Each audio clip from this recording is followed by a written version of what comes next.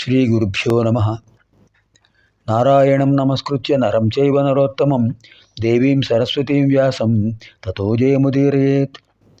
ఆదౌ దేవకి దేవి గర్భజననం గోపీగృహే వర్ధనం మాయాపూతన జీవితాపహరణం గోవర్ధనోద్ధారణం కంసచ్ఛేదన కౌరవాదిహననం కుంతీసుతాన్పారణం ఏతద్భాగవతం పురాణకథితం శ్రీకృష్ణలీలామృతం. ఓం క్లీం శ్రీకృష్ణాయ గోవిందాయ గోపీజనవల్లభాయ నమః. ఓం క్లీం శ్రీకృష్ణాయ గోవిందాయ గోపీజనవల్లభాయ నమః. ఓం క్లీం శ్రీకృష్ణాయ గోవిందాయ గోపీజనవల్లభాయ నమః. ఓం క్లీం శ్రీకృష్ణాయ గోవిందాయ గోపీజనవల్లభాయ నమః. ఓం క్లీం శ్రీకృష్ణాయ గోవిందాయ గోపీజనవల్లభాయ నమః. ఓం క్లీం శ్రీకృష్ణాయ గోవిందాయ గోపీజనవల్లభాయ నమః. ఓం క్లీం శ్రీకృష్ణాయ గోవిందాయ గోపీజనవల్లభాయ నమః. ఓం క్లీం శ్రీకృష్ణాయ గోవిందాయ గోపీజనవల్లభాయ నమః. ఓం క్లీం శ్రీకృష్ణాయ గోవిందాయ గోపీజనవల్లభాయ నమః. ఓం క్లీం శ్రీకృష్ణాయ గోవిందాయ గోపీజనవల్లభాయ నమః. ఓం క్లీం శ్రీకృష్ణాయ గోవిందాయ గోపీజనవల్లభాయ నమః. ఇదానీం వయం సర్వే చతుర్థస్కంధే ద్వాదశాధ్యాయే ప్రవిశామః. మైత్రుల వారు విదురుల వారు చెప్తున్నారు, నాయనా విదుర, తాతగారు స్వయంభూమను యొక్క ఉపదేశంతో యుద్ధాన్ని విరమించాడు. బయలుదేరుతుండగా యక్షులందరూ కూడా అతను యుద్ధం విరమించినందుకు సంతోషించారు.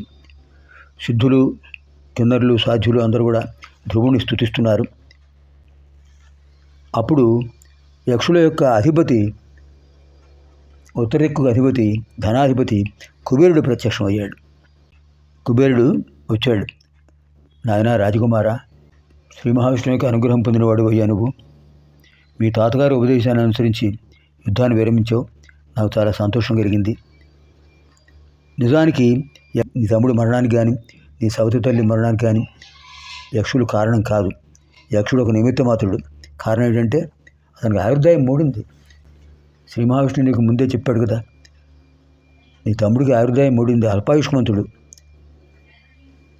జ్ఞానం ఎప్పుడైతే ఏర్పడుతుందో జీవికి మరణం కూడా రాసిపెట్టే ఉంటుంది. దాని ప్రకారం జరగవలసిందే. కాలం భగవత్ స్వరూపం.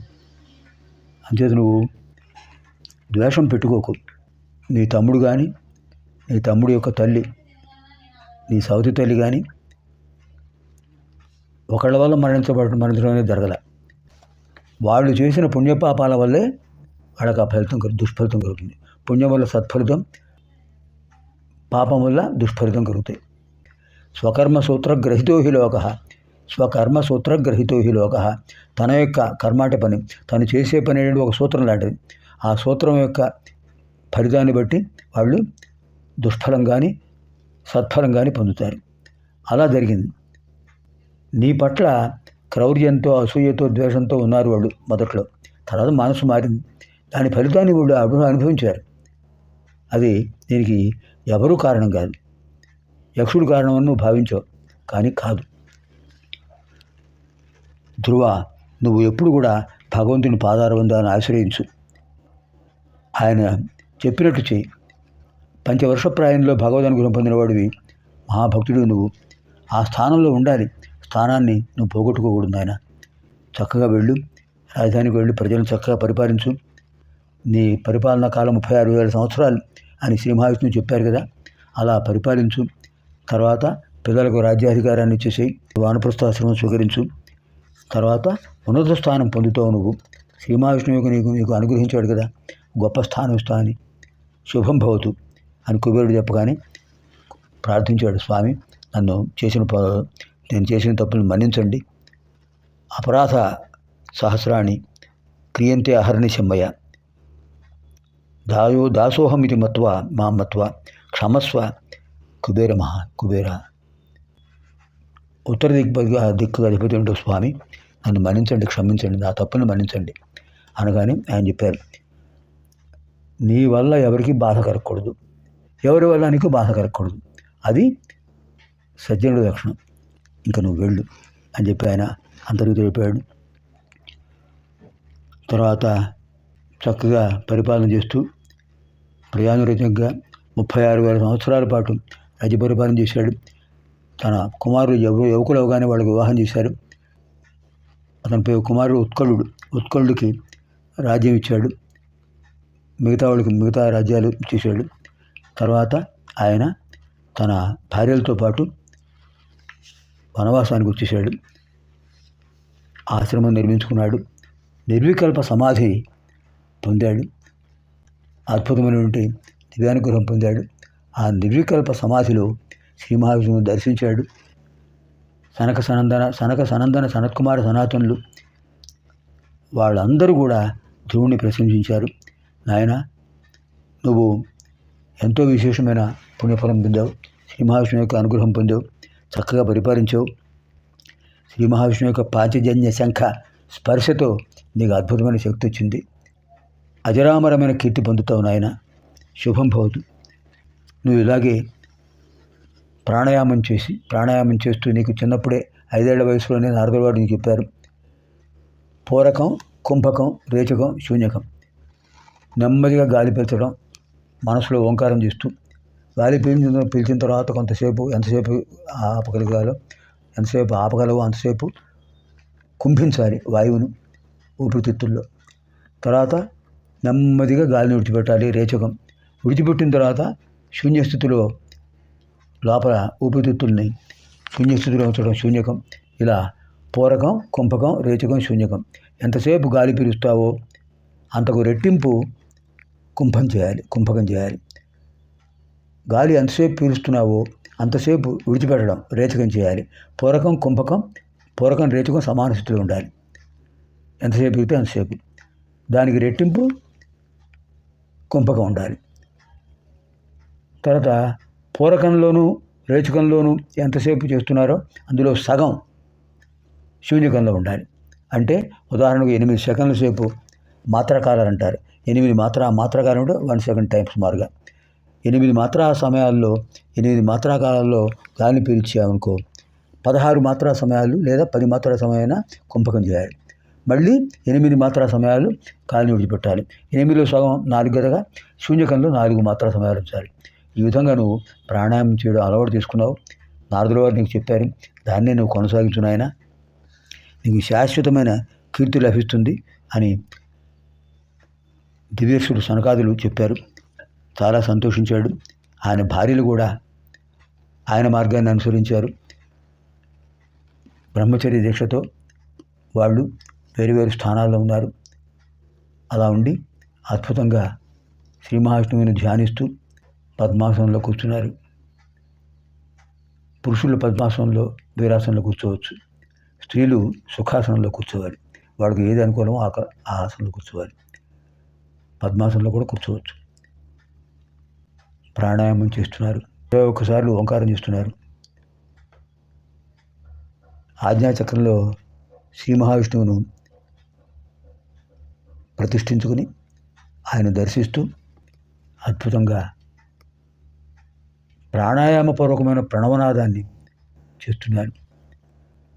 ధ్రువకుమారుడు ఆయన భార్యలు కూడా ఇలా చేస్తూ ఉండగా అతని భార్యలు ఇద్దరు కూడా ఒక అద్భుతమైన జీవోత్క్రమణ శక్తిని పొందారు. ఆజ్ఞాచక్రం, మనం బొట్టు పెట్టిన చోట ఆజ్ఞాచక్రం ఉంటుంది. మన శరీరంలో 6 చక్రాలు ఉన్నాయి. మూలాధారం, అక్కడ కొండలిని శక్తి ఉంటుంది. తర్వాత ముందు స్వాధిష్టానం, నాభిస్థానంలో మణిపూరం, తర్వాత అనాహతం హృదయస్థానం, విశుద్ధి కంఠస్థానం, ఆజ్ఞాచక్రం మన భూమధ్య భాగం, సహస్రారం పరమాత్మ స్థానం. ఇక్కడ ఉన్న జీవాత్మను జీవబ్రహ్మైక్యానుసంధానంతో ధ్రువుడి భార్య ఇద్దరు కూడా పరమాత్మానుసంధానం చేశారు. అలా ఒక్కసారి కపాలంలోంచి ఆ ప్రాణవాయువు జీవోత్క్రమణ చేసేసింది.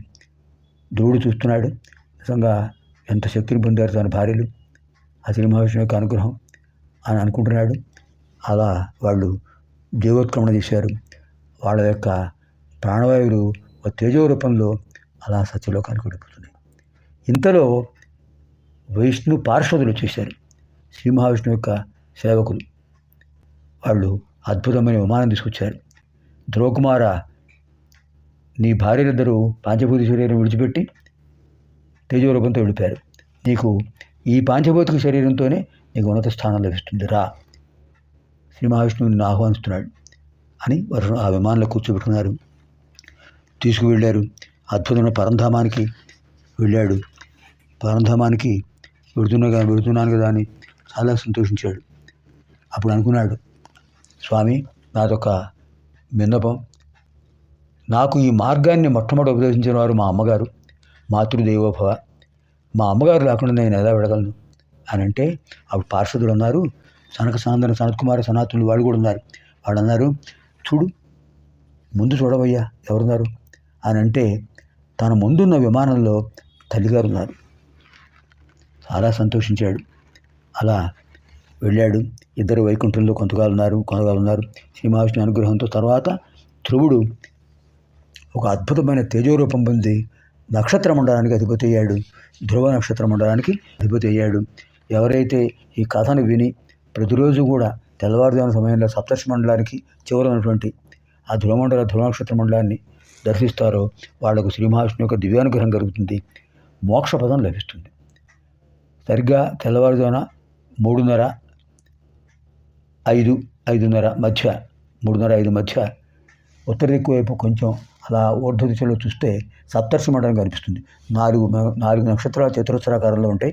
దాని కింద 3 నక్షత్రాలు కింద ఒక తోకలాగా ఉంటాయి. చతురస్రాకార మండలం. ఈ చివరి నక్షత్రం కశ్యపోత్ర భరద్వాజో విశ్వామిత్రో సగౌతమ వశిష్ఠో జమదగ్నిశ్చ సప్తైతే మనయస్మృతా. చివరి నక్షత్రం జమదగ్ని. ఆ జమదగ్ని నక్షత్రం అంటే నక్షత్ర మండలాలకు అధిపతులు. జమదగ్ని నక్షత్ర మండలానికి కొంచెం సరళాకారంలో కిందకు వస్తే అద్భుతమైన ప్రకాశంతో ప్రకాశిస్తుంటాడు ధ్రువకుమారుడు. ధ్రువ నక్షత్ర మండలానికి అధిపతి. ఆయన్ను దర్శిస్తే మన జన్మ ధన్యమవుతుంది. ఇది శ్రీమద్భాగవతే మహాపురాణే పారమహంస్యాం సంహితాయాం 4th స్కంధే 12ోऽధ్యాయः. స్వస్తి.